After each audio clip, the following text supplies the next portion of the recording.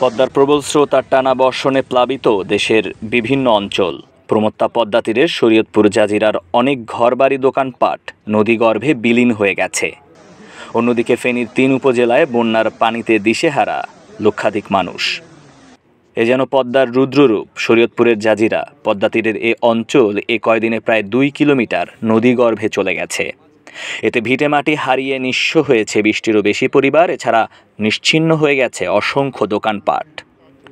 স্থানীয় অনেকে নিরাপদ আশ্রয়ে গেলেও দিন কাটাচ্ছেন অনিশ্চয়তার মধ্যে। ভাঙন ঠেকাতে জিও ব্যাগ ফেলা হলেও নদীর তীব্র স্রোতের কাছে এই অস্থায়ী প্রতিরোধ অত্যন্ত দুর্বল।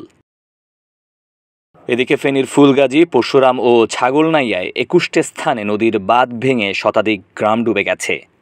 লক্ষাধিক মানুষ পানিবন্দী, নতুন নতুন এলাকা প্লাবিত। বৃহস্পতিবার দুপুর থেকে পরিস্থিতি আরও জটিল হয়ে উঠেছে। উদ্ধার ও ত্রাণ কার্যক্রমে যুক্ত হয়েছে সেনাবাহিনী। স্পিডবোট সহ প্রয়োজনীয় সরঞ্জাম নিয়ে ধাপে ধাপে শুরু হয়েছে উদ্ধার অভিযান।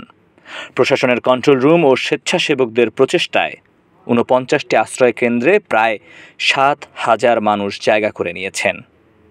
আবহাওয়া অফিস জানিয়েছে, গত 4 দিনে ফেনীতে 63 মিলিমিটার বৃষ্টি রেকর্ড করা হয়েছে। শুক্রবারও হালকা বৃষ্টির সম্ভাবনা রয়েছে। পানি উন্নয়ন বোর্ডের তথ্য বলছে, নদীর পানি এখন বিপদসীমার নিচে থাকলেও বাঁধ ভেঙে যাওয়ায় প্লাবন ঠেকানো কঠিন হয়ে পড়ছে।